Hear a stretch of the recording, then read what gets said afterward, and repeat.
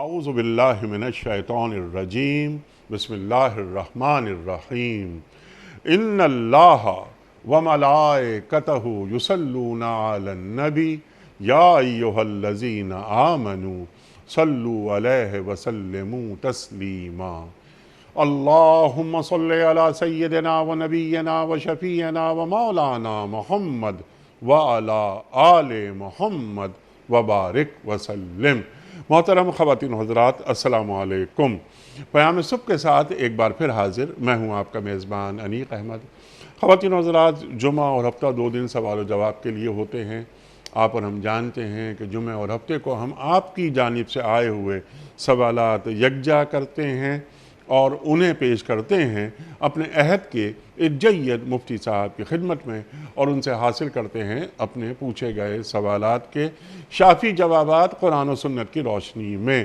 خواتین و حضرات، مقصد کیا ہے اس پروگرام کا؟ یہ کہ ہمارے ذہنوں میں کوئی مسئلہ الجھا ہوا نہ رہے، ایسا نہ ہو کہ ہم اس مسئلے کو اپنے ذہن میں لے کر آگے بڑھتے رہیں اور خدا نخواستہ ہمارے ذہن کے کسی گوشے میں یہ بات یا یہ سوال آ جائے کہ اس سوال کا، اس مسئلے کا حل نعوذ باللہ ہمارے دین کے پاس نہیں۔ ہمارا دین مکمل دین ہے۔ الیوم اکملت لکم دینکم واتممت علیکم نعمتی ورضیت لکم الاسلام دینا۔ اللہ تعالیٰ نے قرآن کریم میں فرما دیا کہ آج میں نے تمہارا دین تمہارے لیے مکمل کر دیا۔ خواتین و حضرات، اپنے عہد کے ایک جید مفتی صاحب کو ہم زحمت دیتے ہیں، وہ تشریف لاتے ہیں، ان کی خدمت میں ہم سوالات رکھتے ہیں۔ کچھ سوالات ہم پاکستان کے مختلف شہروں میں کھڑے ہو کر ریکارڈ کرتے ہیں، ان ویڈیو کوئسچنز کو بھی ہم مفتی صاحب کی خدمت میں پیش کرتے ہیں۔ آج کے ہمارے معزز مہمان محترم مفتی محمد نجیب صاحب۔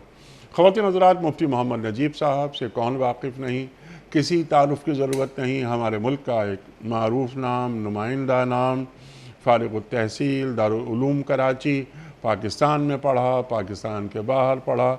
آج کے جو جدید مسائل ہیں ان پر بھی آپ کی گہری نگاہ۔ مفتی محمد نجیب صاحب کو خوش آمدید کہتے ہوئے پروگرام کا آغاز اللہ تعالیٰ کے بابرکت نام سے سورہ مزمل اور آیات 1 سے 5 تک۔ اعوذ باللہ من الشیطان الرجیم، بسم اللہ الرحمن الرحیم۔ یا ایہا المزمل قم اللیل الا قلیلا نصفه او انقص منه قلیلا او زد علیہ ورتل القرآن ترتیلا اِنَّا سَنُلْقِي عَلَيْكَ قَوْلًا ثَقِيلًا اِنَّا سَنُلْقِي عَلَيْكَ قَوْلًا ثَقِيلًا۔ صدق اللہ العظیم۔ اے اور لپیٹ کر سونے والے، رات کو نماز میں کھڑے رہا کرو مگر کم، آدھی رات یا اس سے کچھ کم کر لو یا اس سے کچھ زیادہ بڑھا دو، اور قرآن کریم کو خوب ٹھہر ٹھہر کر پڑھو۔ ہم آپ پر ایک بھاری کلام نازل کرنے والے ہیں۔ صدق اللہ العظیم۔ خواتین حضرات، محترم مفتی محمد نجیب صاحب کی خدمت میں آج کے پروگرام کے حوالے سے پہلا سوال حاصل خان صاحب کا سوال ہے، کوئٹہ سے۔ سوال ان کا یہ ہے کہ کیا قبرستان سے واپس آ کر غسل کرنا ضروری ہے؟ غسل کی کوئی اس میں حقیقت نہیں ہے، غسل کرنا کوئی ضروری نہیں، کوئی ضروری نہیں، کوئی ضروری نہیں ہے۔ اچھا، یہ کہ آدمی کو کوئی جسم پہ کوئی نجاست لگ جائے تو آدمی دھو لے اس کو، کہیں پہ کوئی چیز ہو اگر، لیکن اس کا تعلق قبرستان سے نہیں ہے، وہ تو ایک عمومی چیز ہے۔ غسل کا کوئی تعلق قبرستان سے نہیں۔ ٹھیک ہے. اچھا، ایک شخص جس نے مردے کو غسل دیا ہے یا جسے ہم غسال کہتے ہیں، کیا اس کے لیے ضروری ہے کہ مردے کو غسل دینے کے بعد وہ نہائے؟ بس بہتر ہے کہ وہ نہا لے، لیکن ضروری کہنا جو ہے کہ اچھا وہ نہیں ہے، ضروری نہیں اس کے لیے بھی نہیں ہے. ٹھیک ہے.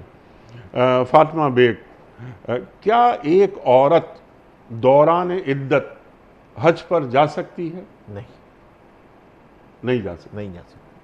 کلیئر. یہ ہیں ہنا. ان کا سوال یہ ہے کہ مفتی صاحب، میرا سوال یہ ہے کہ میرے والد صاحب کی زمین تھی جو کہ لگ بھگ 6 کروڑ روپے کی ہے. اب مسئلہ یہ ہے کہ اسے میری والدہ بیچنا چاہتی ہیں، اور وہ یہ کہتی ہیں کہ اسے بیچ کر میں ایک گھر خریدوں گی جو اپنی تینوں بیٹیوں کے نام کروں گی، جس میں سے ایک میں بھی ہوں، جبکہ میرے 3 بھائی بھی ہیں جنہوں نے کبھی والدہ کی یا ہماری کوئی مالی مدد نہیں کی.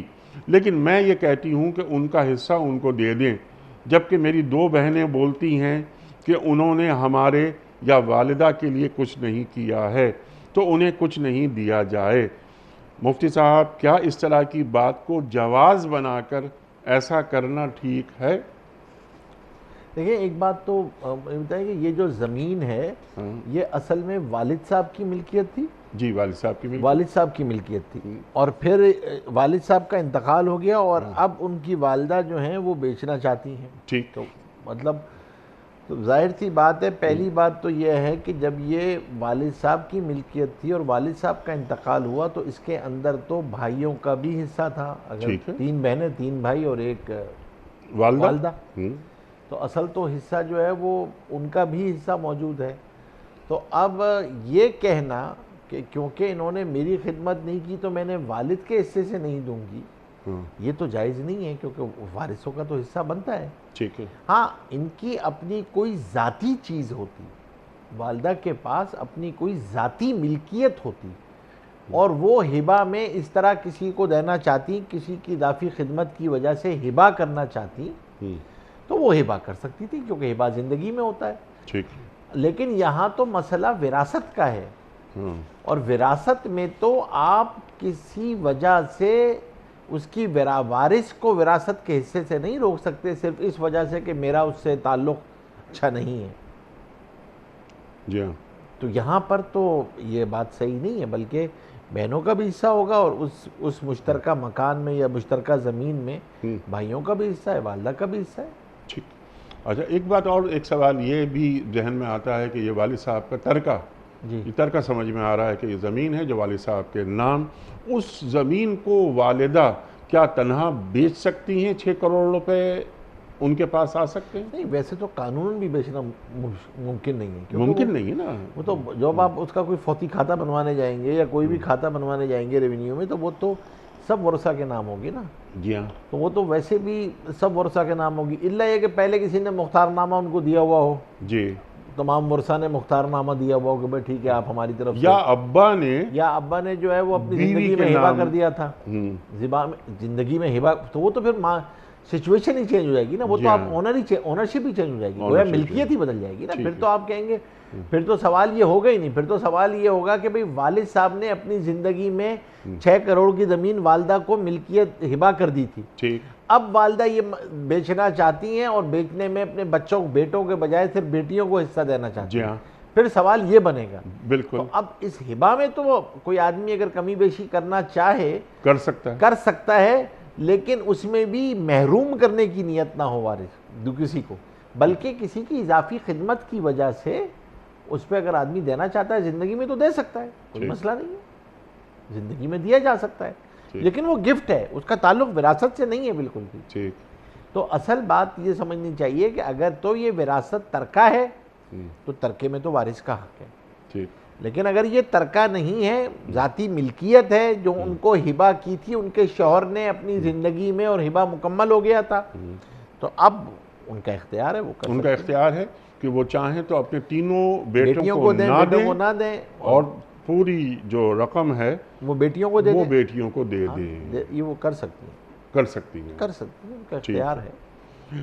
اعجاز حسین حیدری صاحب بھکر سے، ان کا سوال یہ ہے کہ مفتی صاحب، قرآن کریم فرماتا ہے کہ اصل کامیابی آخرت کی کامیابی ہے جو کہ ہدایت الہی سے مشروط ہے۔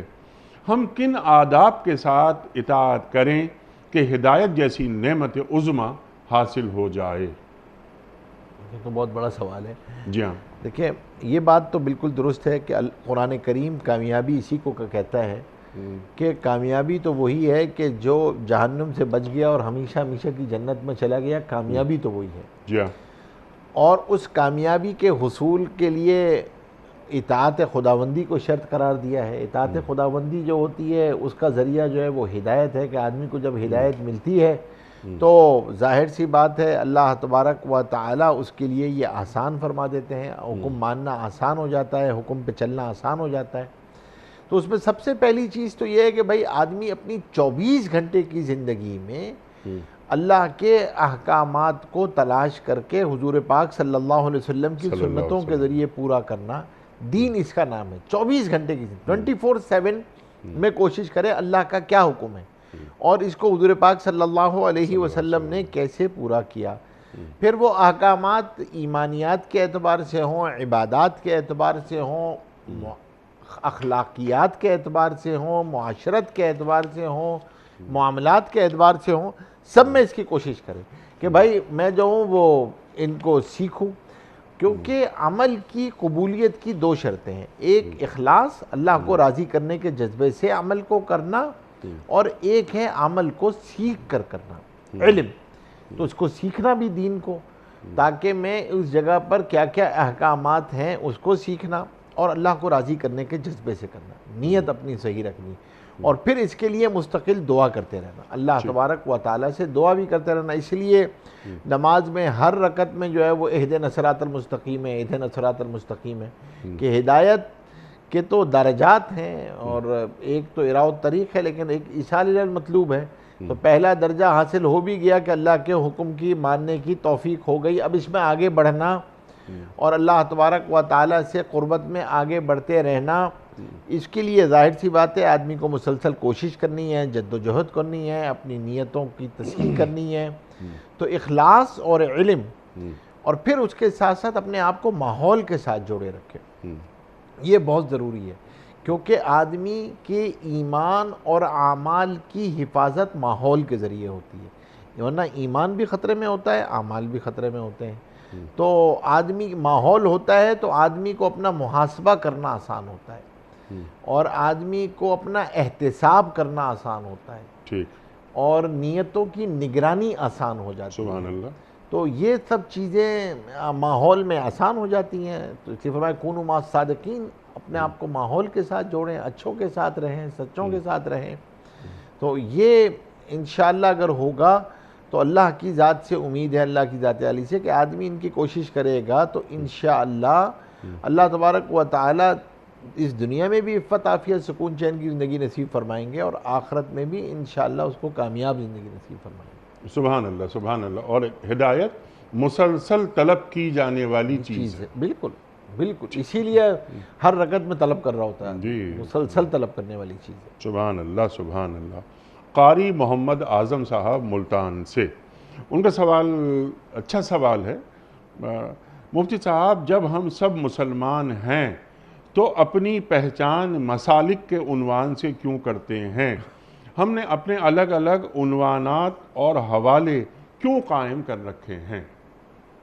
یہ تو سوال تو واقعتاً اچھا سوال ہے کہ انسان کی پہچان کی علامت تو ایمان ہے اصل تو، المؤمنون اخوہ، تمام کے تمام مومنین جو ہیں وہ بھائی ہیں، اور اگر اپنے آپ کو ہم مسالک کے ذریعے سے ملیں گے تو مسالک جو ہیں وہ تو آپ کی پہچان نہیں ہے، پہچان تو آپ کی ایمان ہے، پہچان تو آپ کی نسبت ہے امتی ہونے کی، یہ آپ کی پہچان ہے۔ جی، تو اسی لیے جتنے بھی علماء حق ہوتے ہیں، جتنے بھی بڑے حضرات اکابر علماء ہوتے ہیں، وہ اس پہچان، اس تعارف کی ہمیشہ سے نفی کرتے ہیں۔ یہ کوئی تعارف نہیں ہے، میں فلاں مسلک سے تعلق رکھتا ہوں، فلاں مسلک سے تعلق رکھتا ہوں، یہ آپ کی پہچان نہیں ہے۔ پہچان تو آپ کی اخوت کی پہچان ایک ہی ہے، اور وہ ہے ایمانیات، وہ ہے ایمان میں اللہ، ہم سب اللہ کے بندے ہیں، حضور پاک صلی اللہ علیہ وسلم کے امتی ہیں، یہ ہماری پہچان ہے۔ اور باقی کوئی چیز ہے، کوئی آپ کا مسلک ہے، آپ نماز کس طریقے سے پڑھتے ہیں، یہ آپ کا ذاتی معاملہ ہے، آپ کا اپنا ذاتی، اس کا تعلق آپ کی اس آئیڈینٹی پہچان سے نہیں ہے۔ نیشنلٹی جو ہے وہ آپ کی یہاں اس سے نہیں پہچانی جائے گی، وہ تو آپ کی مسلمان ہونے کے ناطے سے، سبحان اللہ، وہ آپ کی ایمان ہونے کے ناطے سے۔ باقی سب چیزیں جو ہیں وہ آپ کی، یعنی آپ کی ذاتی چیزیں ہیں، وہ آپ نماز کس طریقے سے پڑھتے ہیں، آپ عبادت کس طریقے سے کرتے ہیں، یہ آپ کا، ورنہ ایمانیات میں تو ویسے ہی سب مشترک ہیں، ایمانیات میں تو مسئلہ ہے ہی نہیں، مسئلہ تو آتا ہی چند عبادات کے اندر ہے، معاملات میں بھی اتنا نہیں، عبادات میں ہے، تو بس وہ آپ کا اپنا تعلق ہے۔ اسی لیے اس کو کبھی بھی پوائنٹ آف ڈسپیوٹ نہیں بنانا چاہیے۔ یہ اصل تو ہماری اجتماعیت ہوگی ہی جب آدمی اپنے ایمان کی قدر کرے اور دوسرے کے ایمان کی قدر کرے۔ ایمان کی قدردانی جو ہے وہ آپس میں جوڑتی ہے۔ سبحان اللہ۔ اصل میں اسی لیے کسی مسلمان سے ملنا ایمان کی بنیاد پہ اور اللہ کی محبت کی بنیاد پہ، کہ اللہ کو راضی کرنے کے جذبے، اس لیے فرمایا نا، یعنی وہ 7 آدمی جو محشر کے میدان میں اللہ کے عرش کے سائے کے نیچے ہوں گے، جس دن کوئی سایہ نہیں ہوگا اللہ کے عرش کے سائے کے علاوہ، ان میں سے ایک شخص وہ بھی ہے جس کا آپس میں ملنا جلنا صرف اللہ کے لیے ہوتا تھا، سبحان اللہ، وہ اللہ کی محبت میں ملتا تھا، کسی سے اور کوئی غرض وابستہ نہیں، اللہ کی محبت میں ملتا تھا۔ تو یہ جو ایمان کی بنیاد پہ ملنا، ایمان کی بنیاد پہ جدا ہونا، یہ اللہ تبارک و تعالیٰ کیا اس کی بڑی قیمت ہے، اس کی بڑی نسبت ہے۔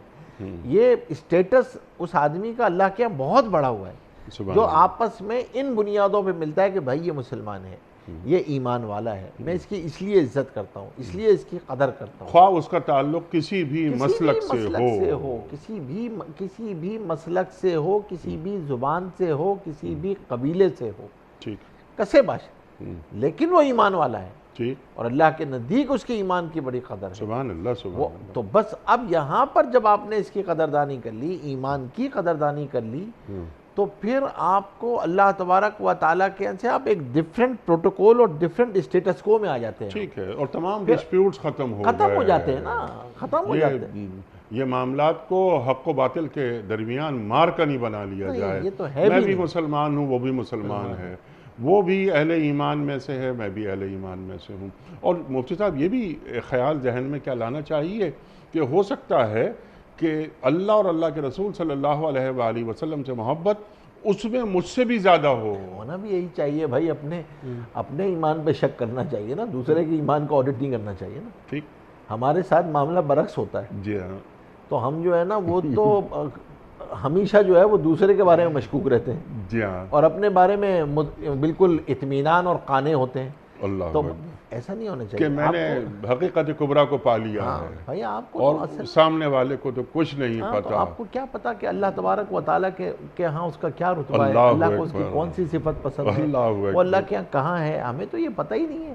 اللہ جل شانہ، آپ سوچیں نا، حدیث تو بیان کر رہی ہوتی ہے کہ نہ آپ اس کے لباس پہ جا سکتے ہیں، کہ اللہ کے نزدیک کچھ ایسے لوگ ہوتے ہیں جو بکھرے ہوئے بالوں میں ہوتے ہیں، اور عام لوگ ہوتے ہیں، مجلس میں آ جائیں تو پتہ نہیں چلتا، اٹھ جائیں تو پتہ نہیں چلتا۔ اللہ کے نزدیک ان کا درجہ وہ ہوتا ہے کہ لو اقسم علی اللہ لابرہ، اگر اللہ پہ قسم کھا لیں تو اللہ ضرور بھی ضرور پوری کر کے رکھتے ہیں، ایسا اللہ کے نزدیک۔ تو ہمیں تو کسی کی لباس، وضاقتہ، مسلک، یہ چیزیں نہیں، اصل تو ایمان ہے۔ یہ جو ایمان ہے نا اس کا، بس یہی اس کی عزت، قدر، عظمت کا معیار ہے، اور ہمیں اس کی عزت، عظمت، قدر اسی ایمان کے رشتے سے کرنی ہے۔ سبحان اللہ۔ یہ ہے وہ نسبت کہ جب آدمی اس نسبت کی لاج رکھ کے ملتا ہے تو اللہ کے نزدیک اس کی قدر اور اس کی عظمت اور اس کی عزت خود بڑھ جاتی ہے۔ سبحان اللہ۔ پھر اللہ تبارک و تعالیٰ جو ہے وہ محشر میں پھر اس کی عزت افزائی کریں گے کہ دیکھو یہ میرے بندوں سے اس نسبت کے ناطے ملتا تھا اور اس کو اس نسبت کی قدر کرتا تھا۔ یہ بہت اہم چیز ہے، ایمان والوں کی قدر کرنا۔ اور اسی لیے ایک بہت خطرناک جملہ ہے جو میں ہمیشہ کہا کرتا ہوں کہ ہم لوگوں کو اس سلینگ سے بچنا چاہیے۔ یہ خطرناک جملہ ہے کہ جب آدمی یہ جو جملے عام طور پہ بولے جاتے ہیں ویسٹ کی پریکٹسز کو سامنے رکھ کر، مغرب کی بعض اچھی چیزوں کو سامنے رکھ کر ایک جملہ عمومی بولا جاتا ہے، ارے ایسے ایمان والوں سے تو وہ کافر ہی اچھے ہیں۔ نہیں نہیں نہیں، ایمان والا اللہ کی نگاہ میں بہت بڑا ہے، ایک کلمہ گو موجود ہوگا اللہ کائنات کے نظام کو باقی رکھیں گے، اور ایک کلمہ گو بھی نہیں رہے گا تو اللہ اس کائنات کے نظام کو ختم فرما دیں گے۔ اور اس کے اندر با عمل اور بے عمل ہونے کی شرط نہیں کوئی ہے، شرط نہیں ہے، ایمان شرط ہے۔ ایمان شرط ہے۔ تو ہم who we are to audit this thing کہ ایمان اور کفر کو ہم برابر کر دیں اور کافر کو ہم ترجیح دے دیں۔ who we Allah are؟ اکبر، اللہ ایک آدمی کا اللہ سے تعلق ہے، ایک آدمی اللہ کو رب مانتا ہے، ایک آدمی اللہ کو خالق مانتا ہے، اور ایک اس کی ربوبیت کا انکار کرتا ہے، ایک اس کی ربوبیت سے بغاوت کرتا ہے، اور وہ بڑھ جائے گا۔ یہ کیسے ہو سکتا ہے؟ اللہ عادل ہے، یہ خیال است و مال است و جنون، یہ ہو نہیں سکتا۔ تو اپنے آپ کو یہ ایسے، یہ مطلب یہ گناہ بے لذت ہے، یہ ایمان کے خطرے میں پڑتے، یہ الفاظ ایمان کے اندر درار ڈالتے ہیں، تو اس سے اجتناب کرنا چاہیے۔ یہ ہم بعض دفعہ اپنی روانی کے اندر اس کی مغرب کی صفات کی اچھی باتیں ہیں، سب کچھ ہیں، سر تسلیم خم، لیکن اس کا مطلب یہ نہیں ہے کہ آپ جو ہے نا وہ کفر کو ایمان پہ ترجیح دے دیں گے، ایسا نہیں ہو سکتا۔ اس کا دل میں یہ ایمان، یہ بہت بڑی چیز ہے، بہت بڑی چیز ہے، کیونکہ اللہ کسی بھی وقت اسے راہ راست پر لا سکتا ہے اور لے آئے گا، وہ لے آئے گا۔ اور وہ خود یہ دیکھیں انیس صاحب، اللہ نے اس کو پسند فرمایا ہے، جبھی تو اس ظرف میں یہ ایمان کا مظروف رکھا ہے۔ اللہ کے نزدیک وہ پسندیدہ ہے، جبھی تو یہ ایمان جیسی دولت اللہ نے اس کے سینے میں رکھی ہے۔ اللہ اکبر۔ تو ہم کیسے یہ کہہ سکتے ہیں کہ یہ اللہ کی نگاہ میں گرا ہو؟ نہیں، یہ اللہ کی نگاہ میں بلند ہے۔ ایمان والے کی بہت عظمت ہے اللہ کے، اس کی قدردانی کرنا، اس کی اور اس کی قدردانی کریں گے انشاءاللہ۔ جب ایمان کی قدردانی کرتا ہے تو ایمان کی نسبت سے نفع بھی اٹھاتا ہے۔ آدمی نسبتوں کی لاج رکھتا ہے تو وہ نسبتیں اس کے لیے نافع ہوتی ہیں، اللہ اس کی لاج نہیں رکھتا تو نسبت نافع نہیں ہوتی۔ ایمان کی لاج رکھیں گے، ایمان کی قدر کریں گے، عزت کریں گے تو اس سے فائدہ اٹھا سکیں گے۔ اسی لیے اس اختلافات میں بالکل جانا بھی نہیں چاہیے، اور ان اختلافات کی بنیاد پہ حق و باطل اور کفر و ایمان کے فیصلے بھی نہیں کرنے چاہیے۔ یہ اس لیے نہیں ہے یہ۔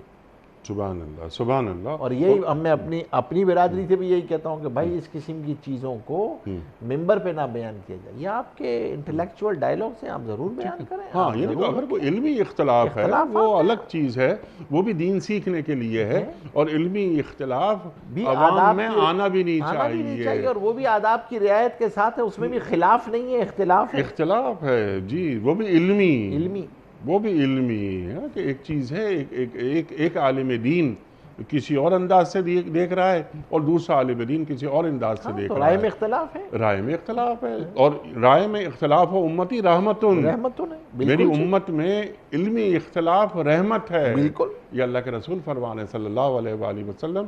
تو مسالک کی چھاپ نہیں ہونی چاہیے۔ ہوا سماکم المسلمین، اللہ نے ہمارا نام مسلمان رکھا ہے، اور ہماری شناخت کے لیے یہ کافی ہے۔ اونلی ون آئیڈینٹی، ایک ہی آئیڈینٹی آپ کی۔ اگلا سوال، اس کے بعد ہم چلیں گے ویڈیو کوسچنز کی طرف۔ وہ بھی سوال کچھ اسی قسم کا ہے کہ آج کل، یہ سوال ہے نور الحسن صاحب کا، آج کل ہمارے معاشرے میں اخلاقی زوال اپنی انتہا پر ہے۔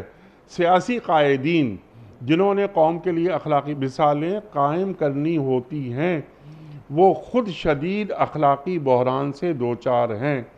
سیاسی وابستگیاں حق و باطل کے معیار کے تابع نہیں ہیں، بس تقلید محض۔ کیا اس اخلاقی بحران سے نکلنے کے کوئی آثار ہیں؟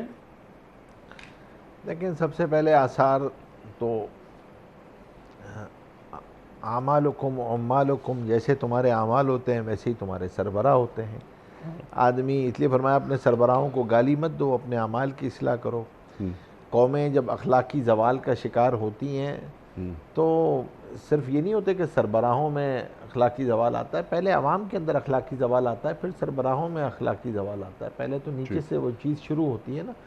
تو ہمیں کوشش یہ کرنی چاہیے کہ اپنی زندگیوں کے اندر جو ہے وہ اخلاقیات کو زندہ کریں، اپنے تعلیمی اداروں میں اخلاقیات کو زندہ کریں، ان تربیتی مراکز میں اخلاقیات کو زندہ کریں، اور پھر خاص طور پہ اس کا اہتمام کریں کہ بھائی جو ہمارے سربراہ ہیں، جب آپ ان کو چن رہے ہوتے ہیں تو چنتے وقت بھی جو ہے وہ عوام کی یہ ذمہ داری ہے کہ یہ ووٹ ایک امانت ہے، تو ظاہر سی بات ہے اس میں خیانت نہ کریں، اور پھر جو ہیں سربراہ، جب خاص طور پہ کوئی سیاسی قائدین، کوئی عوام کے چنیدہ افراد جب وہ پہنچ جاتے ہیں مقننہ میں یا ان کے کسی سیاسی جماعت سے وابستگی ہے، تو اس کے اندر بھی قرآن حدیث میں تو بڑا کلیئر ضابطہ ہے، لا طاعت لمخلوق فی معصیت الخالق۔ اطاعت آپ کو امیر کی ضرور کرنی ہوگی، لیکن اگر وہ اللہ کی نافرمانی ہو رہی ہوگی تو وہاں کوئی اطاعت نہیں ہے، وہاں تو ماں باپ کی اطاعت نہیں ہے، امیر کی اطاعت یا آپ کی جماعت کی جو بھی ذمہ دار ہے اس کی اطاعت نہیں ہوگی، وہ اللہ کے حکم کو پہلے سامنے رکھا جائے گا۔ تو اس بات کے اندر یہ بات ان کی درست ہے کہ یہ زوال تو ظاہر سی بات ہے ایک اجتماعی ہوتا ہے، تو وہ معاشرے کے ہر حصے میں نظر آ رہا ہوتا ہے، آپ کو سیاسی قائدین میں بھی نظر آتا ہے، لیکن جو اس کی ابتدا ہے وہ کسی فرد سے ہوتی ہے، وہ گھر سے ہوتی ہے، تعلیمی مراکز سے ہوتی ہے، تربیتی مراکز سے ہوتی ہے، کہ ہم اپنے آپ سے یہ بھی تو سوال کریں کہ کیا واقعتاً مردم سازی اور اخلاقیات ہماری ترجیحات میں کہیں شامل بھی ہے؟ کیا ہماری چیمبرز میں، فیڈریشنز میں، تجار میں، تعلیمی اداروں میں، تربیتی مراکز میں، میڈیا میں، کیا اخلاقیات جو ہے وہ کہیں پہ ترجیحات میں بھی شامل ہے، یا صرف اور صرف مہارتوں کا اصول ہی تعلیم ہے اور صرف تعلیم اور اس ہنر کا نام ہے کہ بس اس سے پیسہ کما لیا جائے، جیسے مرضی کما لیا جائے، اور پیسے کا بڑھ جانا، میگزیمائزیشن آف ویلتھ جو ہے، بس وہی ایک ایجوکیشن کا خاص منہج ہے اور وہی مطلوب ہے؟ تو اگر ایسی کوئی چیز ہے تو ظاہر سی بات ہے پھر اخلاقیات تو نہیں آ پاتے، کردار سازی تو نہیں ہو پاتی، جب وہ آپ کو مطلوب ہی نہیں ہے، آپ کے نصاب میں وہ آپ کے منہج کا حصہ ہی نہیں ہے، نہ اس بنیادوں پہ آپ کسی کو جانچتے ہیں، آپ کے جانچنے کے معیارات وہ ہیں ہی صرف اور صرف دوسرے، اس میں اخلاقیات، کردار سازی، اس کا کوئی دخل ہی نہیں ہے۔ تو کیا کیا جائے؟ اس کا حل کیا ہے؟ اس کا حل تو ایک یہ ہے کہ پہلے ہم اپنے گھروں میں، اپنے رویوں میں اور تعلیمی اداروں میں خاص طور پہ اخلاقیات کو شامل کریں، ان کیریکٹر بلڈنگ کو لے کر آئیں ہم، اور اس کے لیے اساتذہ کو ٹرینڈ کریں، اس کے لیے ادارے جو ہیں وہ خاص طور پہ اپنی ترجیحات میں اس کو شامل کریں اور اس کو آن بورڈ کریں۔ پھر اس کے ساتھ ساتھ دوسری بات یہ ہے کہ میڈیا بھی اس کی خاص طور پہ جو آپ کے سپورٹنگ فنکشنز ہوتے ہیں نا، جو معاشرے کے سٹیک ہولڈرز ہوتے ہیں، جو معاشرے کو گورن کرتے ہیں، جو معاشروں کو چلاتے ہیں، جو معاشرے کے ڈسکورسز ڈیولپ کرتے ہیں، ڈسکورسز ڈیولپ سائنس ہوتی ہے نا، ڈسکورس ایسے تو نہیں ڈیولپ ہو جاتا کسی چیز، تو یہ جو اخلاقیات کے ڈسکورسز ڈیولپ ہوتے ہیں، آپ ان سٹیک ہولڈرز کو آن بورڈ کریں، اس میں میڈیا بھی ہے، اس میں ایجوکیشن بھی ہے، اس میں فیملی بھی ہے، اس میں آپ کا جو ہے نا وہ محلے بھی ہیں، بڑے چھوٹے بھی ہیں، مساجد بھی ہیں، ہر وہ تربیتی مرکز جہاں سے اس کی اخلاقی روحانی تربیت ہوتی ہے، اس کی عادتیں پختہ ہوتی ہیں، غلط یقین یا صحیح یقین بنتے ہیں، ان تمام تربیتی مراکز میں آپ نے صحیح کرنا ہوگا نا، جہاں سے یہ پروڈکٹ بن کے نکل رہی ہے، جہاں سے یہ بچہ ایک قائد بننے تک کا درمیان کا پروسیس ہے نا یہ، آپ تو جب وہ اس تمام جگہوں پہ اس کو داخل کرنا ہوگا نا آپ نے، ان تمام جگہوں پہ، اس میں ہر اسٹیک ہولڈر کو اپنے بارے میں سوچنا ہوگا، اور ریاست کو یہ سوچنا ہوگا کہ وہ اخلاقیات کے کیا معیارات قائم کرنا چاہتے ہیں، وہ بھی تو طے کریں نا کیا معیارات قائم کرنا چاہتے ہیں۔ ان کی ترجیحات میں اخلاقیات ہے بھائی، یہی تو ہے کہ اگر وہ ہمیں وہاں نظر آئے گا تو نیچے خود بخود کہیں نظر آئے گا نا، بھائی اگر وہ ترجیحات میں ہوگا تو اس کے پھیلانے کا کوئی طریقہ بھی ہوگا نا، اس کو کوئی آدمی اس کے کوئی پیرامیٹرز بھی طے کرے گا نا، اس کو کہیں ایویلیویشن میں لے کر آئے گا، کہیں معیار میں لے کر آئے گا۔ آپ سوچیں نا کیا عام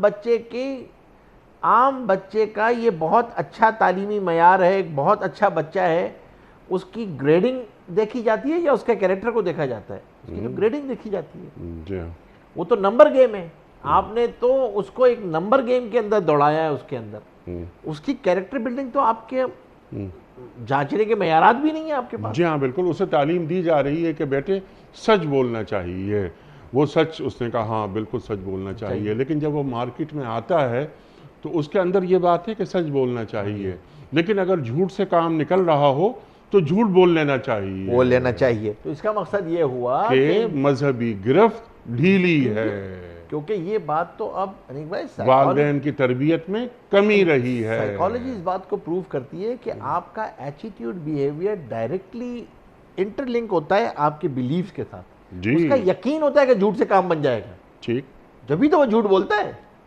اگر یہ یقینی نہیں، عادتیں، ایٹیٹیوڈز، بیہیویئرز، رویے، یہ سب کی سب چیزیں پہلے آپ کا یقین اس جگہ وہ یقین، وہ بلیو اور بلیف کی جو بات ابھی آپ فرمائی نا، لیکن اب یہ کہ اس کو یعنی کیا ہم یہ بات مان لیں کہ ہماری جو دینی گرفت ہے وہ ختم ہو گئی؟ نہیں، ختم نہیں ہوئی ہے، کمزور ہو گئی، اس لیے کہ ماں باپ نے اپنی ذمہ داری، ماں باپ اور تربیتی ادارے نے اپنی ذمہ داری، اس کو ذمہ داری نہیں سمجھ رہے اس بات کو۔ ماں باپ اخلاقی تربیت کو دیکھیں، اخلاقی قدریں کمزور ہوتی جاتی، کمزور ہو رہی ہیں، یہ نہیں کہہ رہا خدا نخواستہ ختم ہو گئی۔ مضبوط کیسے ہوتی ہیں کہ چلتے پھرتے کردار دیکھتا ہے بچہ اپنے معاشروں میں۔ مفتی صاحب، کیا ایسا محسوس نہیں ہوتا کہ ہم رول ماڈل ڈھونڈتے رہتے ہیں، اسی کوشش میں لگے ہوتے ہیں، کوئی ہمیں اللہ والا دکھ جائے؟ وَكُونُوا مَعَ الصَّادِقِينَ کی آپ بات فرما رہے ہیں، خود اللہ والا بننے کی کوشش نہیں کرتا، خود رول ماڈل نہیں بنتا، تلاش میں رہتا ہے، تو وہ ایک شخص جو مسلمان ہے، اہل ایمان ہے، دین سے محبت کرتا ہے، اللہ کے رسول صلی اللہ علیہ وآلہ وسلم کے ساتھ رہنا چاہتا ہے، تو وہ خود کیوں نہیں کونوا مع الصادقین میں شامل ہو جاتا؟ بالکل صحیح بات کی آپ نے، اسی لیے بعض حضرات نے ایک بات لکھی ہے کہ بھائی اگر تم یہ جب لوگ یہ اعتراض کرتے ہیں کسی کے پاس جا کے کہ ہمیں تو کوئی نہیں ملتا، تو انہوں نے کہا بھائی پھر حیات الصحابہ اور سیرت میں سے تلاش کر لو نا، حضور پاک صلی اللہ علیہ وسلم کو رول ماڈل بناؤ، صحابہ کو بناؤ اور اس کو فالو کرنا شروع کر دو، خود آگے بڑھنا شروع کر دو۔ ہاں، آپ کو ماحول موٹیویشن کے لیے چاہیے ہوتا ہے، فیسیلیٹیشن کے لیے چاہیے ہوتا ہے، تو آپ کو کوئی ایک ایسا منٹور، ایسا مربی، کوئی ایسا استاد ضرور ڈھونڈیں جو آپ کے لیے فیسیلیٹیٹر بن جائے، آپ کا معاون بن جائے، آپ کو ہمت افزائی کر دے، آپ کی حوصلہ افزائی کر دے، آپ کو تھوڑی سی وہاں پر جو ہے نا جب ہمت دلانے کی ضرورت ہوتی ہے وہ ہمت دلا دے آپ کو، اس کے لیے آپ کو ماحول چاہیے ہوتا ہے۔ ٹھیک ہے، اب وہ ماحول پیدا ہوتا ہے، دوست ہوتے ہیں ایسے، یعنی اب معاشرہ یہ دیکھیے کہ زوال، پہلے ہم زوال پذیر ہوتے تھے، اب لگتا ہے کہ ہم زوال آمادہ ہو گئے ہیں، کہ اگر کوئی شخص، کوئی دوست کریکٹر بلڈنگ کی بات کرے، نماز، روزہ، حج، زکوٰۃ اس کی بات کرے، دینی احکامات پر عمل کرنے کی بات کرے، شراب سے دور رکھے، حرام کمائی سے دور رکھے، تو اس دوست کے قریب نہیں جایا جاتا کہ یہ تو ہمیں فاقے کرا دے گا، لیکن اس کی عزت میں کمی نہیں ہوتی، کیونکہ وہ اللہ کی بات کر رہا ہے، اس کی عزت دل میں ہوتی ہے، لیکن اس کی باتوں پر عمل نہیں کیا جاتا، اس لیے کہ آپ کو اپنا نقصان ہوتا ہوا نظر آتا جی، کہ یہ تو فاقے کرا دے گا، یہ جو غلط یقین ہے جی، اسی لیے تو انبیاء اکرام علیہ السلام سب سے پہلی محنت یقینوں کی تبدیلی پہ کرتے ہیں، کہ آدمی کے یقین بگڑے ہوئے ہوتے ہیں، اور اب یہاں پر بھی کوشش یہی کرنی چاہیے کہ بھائی اصل ذمہ داری سب سے پہلے تو ماں باپ پر ہے، پھر اساتذہ پر ہے، اور یقیناً مساجد میں علماء کرام پر ہے جو ہمارے، تو یہ 3-4 ادارے بھی اگر اپنی ذمہ داریاں اٹھا لیں، اور یقیناً آج کی ایک بہت بڑی چیز ایجادات میں یہ میڈیا ہے کہ اگر یہ اپنی ذمہ داری اٹھا لے تو پھر آپ کا ڈسکورس ڈیولپ ہو جائے گا، تمہارا کوئی مسئلہ نہیں، چیزوں کو ڈیولپ ہوتے ہوئے آپ اگر ایک مرتبہ یہ major stakeholders on board ہو جائیں تو پھر آپ چل پڑیں گے اسی راستے، پھر آپ کے اندر اخلاقیات اور چیزیں اور سب آ جائیں گی۔ اگر میرا بچہ آئی ٹی ایکسپرٹ بن جاتا ہے، اکنامسٹ ہو جاتا ہے، وغیرہ وغیرہ، اور بہت ہی اعلیٰ تنخواہ پر ملازم ہو گیا یا کاروبار کر لیا، لیکن اگر وہ اخلاقی گراوٹ کا شکار ہے تو دنیاوی طور پر، مادی طور پر تو بہت آگے بڑھ گیا، لیکن اخلاقیات میں پست ہو گیا، تو شخصیت، جو پرسونا جسے ہم کہتے ہیں، اس پرسونا پر توجہ دینی چاہیے، اور اگر والدین نہیں دے سکے، بچہ بڑا ہو گیا تو وہ جائے ان لوگوں کی خدمت میں بیٹھے، بلکہ ان لوگوں کی جوتیاں سیدھی کرے کہ جہاں سے اسے دین مل رہا ہو، جہاں سے اسے اخلاقیات مل رہی ہوں، جہاں سے اس کے دل کا زنگ دور ہو رہا ہو۔ مفتی صاحب، کچھ ویڈیو کوئسچنز آپ کی خدمت میں رکھتے ہیں۔ پہلا سوال،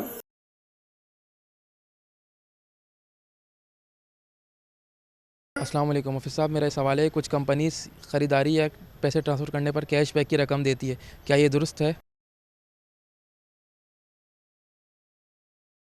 جی مفتی صاحب۔ دیکھیں، اگر تو وہ کیش بیک جو ہے وہ ڈسکاؤنٹ ان پرائز ہوتا ہے تو اس کی گنجائش ہے۔ ٹھیک۔ اگر تو آپ پرائز میں ڈسکاؤنٹ دے رہے ہوتے ہیں اور ڈسکاؤنٹ کی صورت میں وہ کیش بیک آتا ہے تو پھر اس کی گنجائش موجود ہوتی ہے، لیکن اگر وہ کیش بیک کسی لون کی صورت میں آتا ہے تو پھر درست نہیں ہے۔ نہیں، لون تو نہیں ہوتا نا، تو بس لیکن وہ کچھ رقم دے اگر دیتے ہیں۔ ڈسکاؤنٹ ان پرائز ہے تو بس پھر ٹھیک ہے، ڈسکاؤنٹ ان پرائز کی تو گنجائش ہے۔ اچھا، مطلب میں نے آپ کو 10 روپے دیے، ایک چیز آپ سے خریدی اور آپ نے 1 روپیہ مجھے لوٹا دیا تو مجھے چیز 9 روپے میں پڑ گئی، ٹھیک ہے، حلال، آپ منا لیں، بالکل جائز ہے، ڈسکاؤنٹ ان پرائز چاہیے۔ ٹھیک ہے۔ اگلا سوال مفتی صاحب کی خدمت میں۔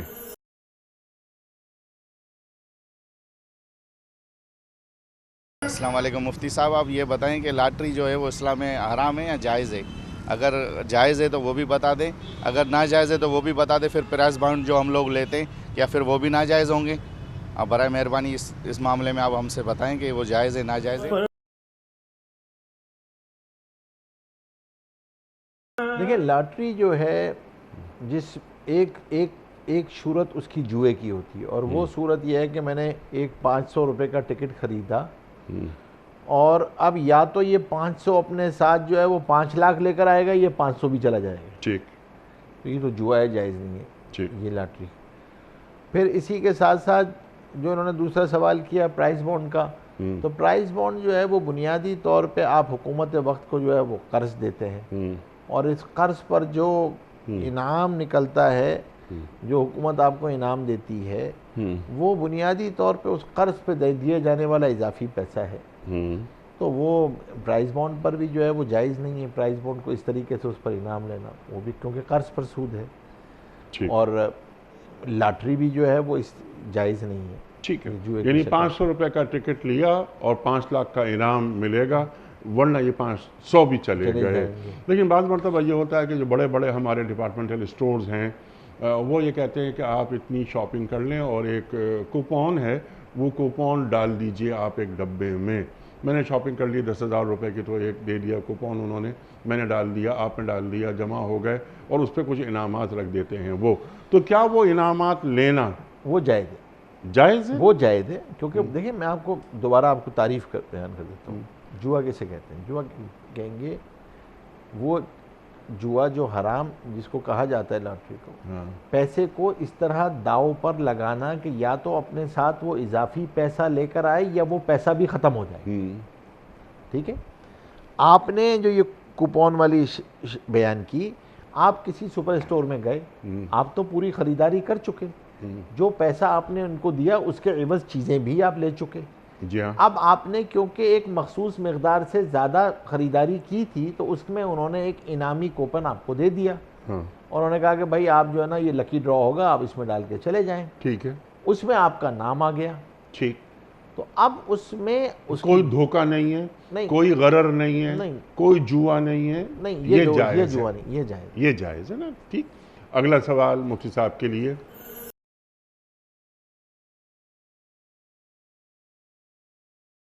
السلام علیکم مفتی صاحب، یہ حمد اور تسبیح ایک ہی ہے یا اس میں کوئی فرق ہے؟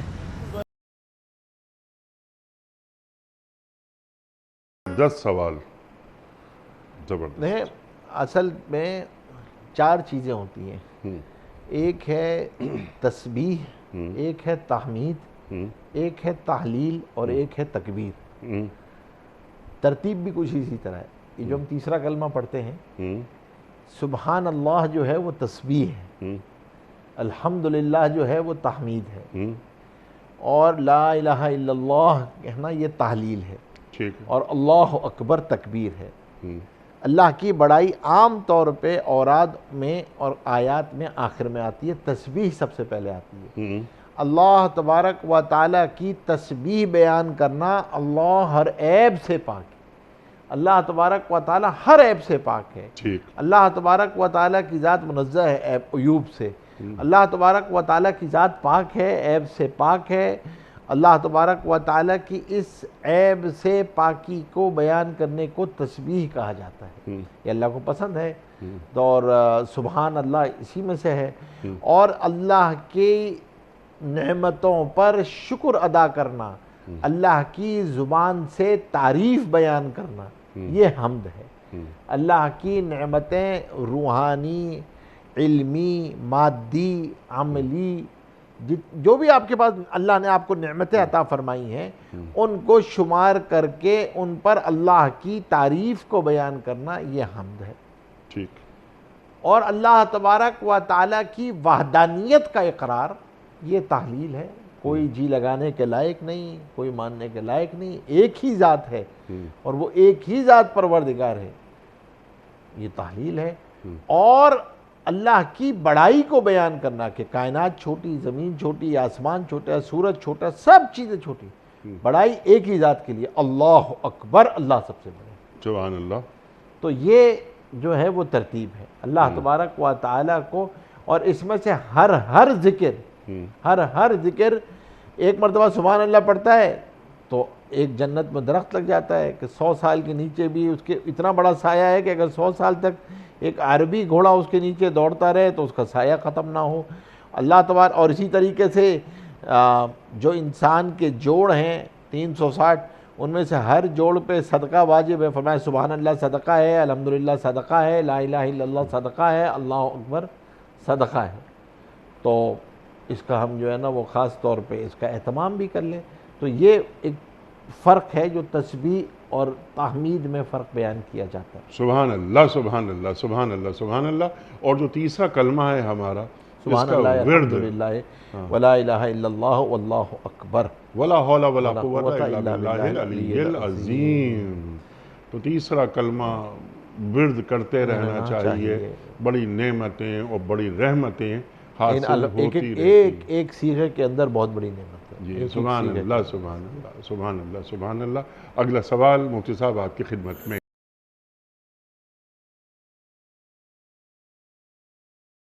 السلام علیکم مفتی صاحب، اگر کوئی نظر مانے بھول جائے نہ دے سکے تو اس کے بارے میں کیا حکم؟ اس کی ذمہ واجب رہے گی. جی وہ تو اس کی ادائیگی اس کی ذمہ واجب تھی. اگر بھول گیا بعد میں یاد آئی تو ادا کر دے، نہیں تو وصیت کر کے جائے، کیونکہ یہ تو واجبات میں جی بلکہ قرآن کریم کی تاکید ہے اس کہ اپنی نظروں کو پورا کرو. اگر کوئی ایسی نظر مانی اللہ ہے اکبر تو اس کو پورا کرنا ضروری ہوگا. ضروری ہوتا ہے. میرا خیال ہے کہ آج کے پروگرام کا یہ آخری سوال ہوگا. مفتی صاحب کی خدمت میں سوال.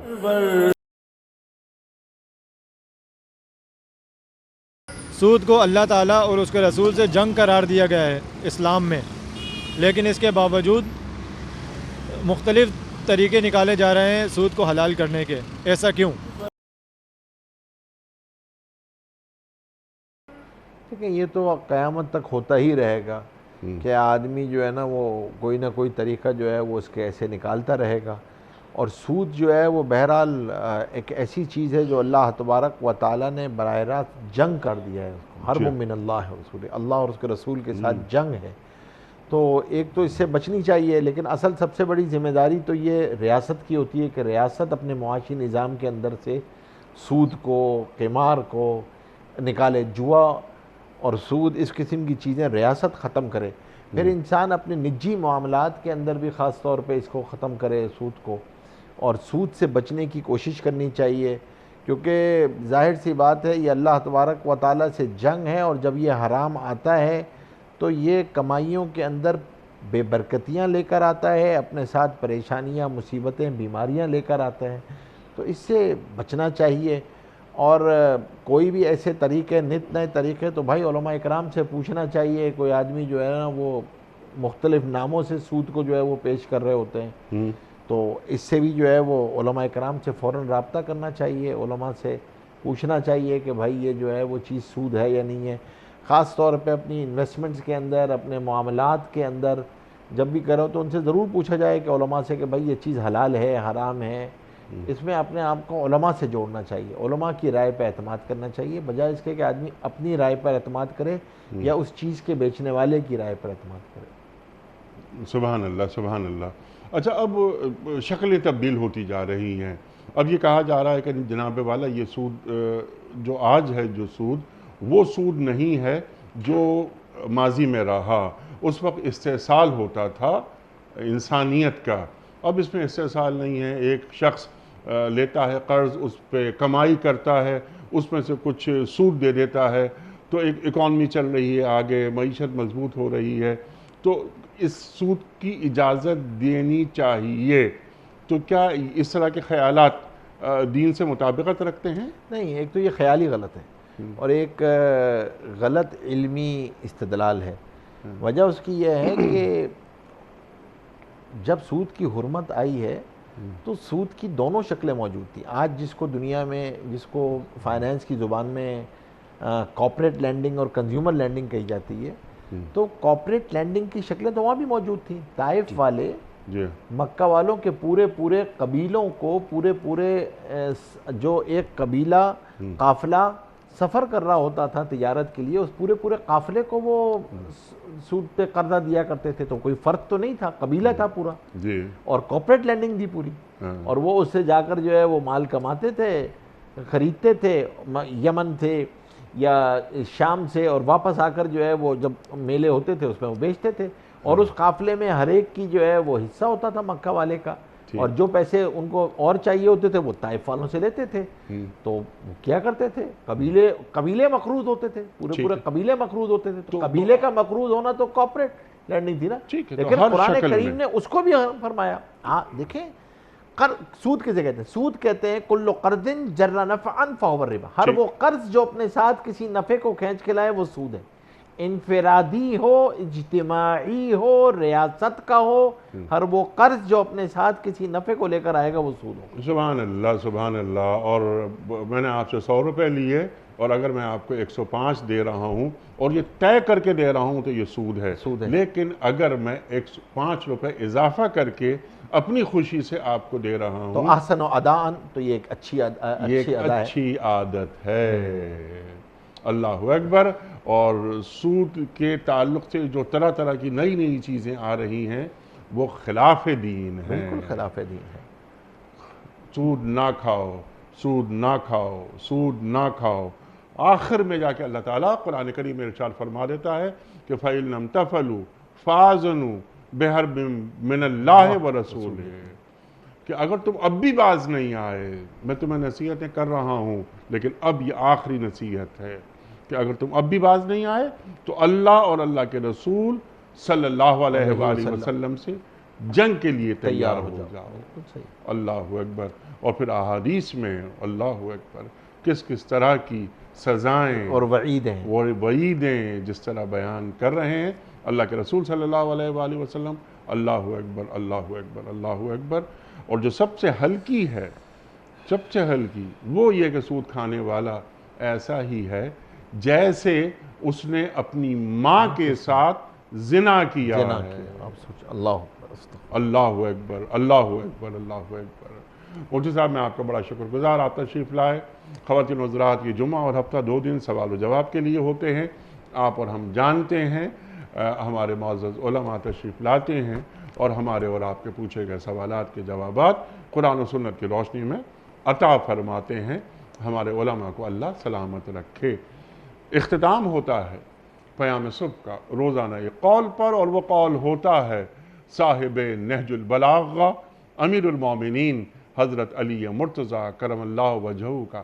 آپ فرماتے ہیں کہ پوشیدہ طور پر دیا جانے والا صدقہ بہترین نیکی ہے۔ پوشیدہ طور پر دیا جانے والا صدقہ بہترین نیکی ہے۔ سبحان اللہ سبحان اللہ۔ اپنے میزبان انیق احمد کو کل تک کے لیے اجازت دیجیے۔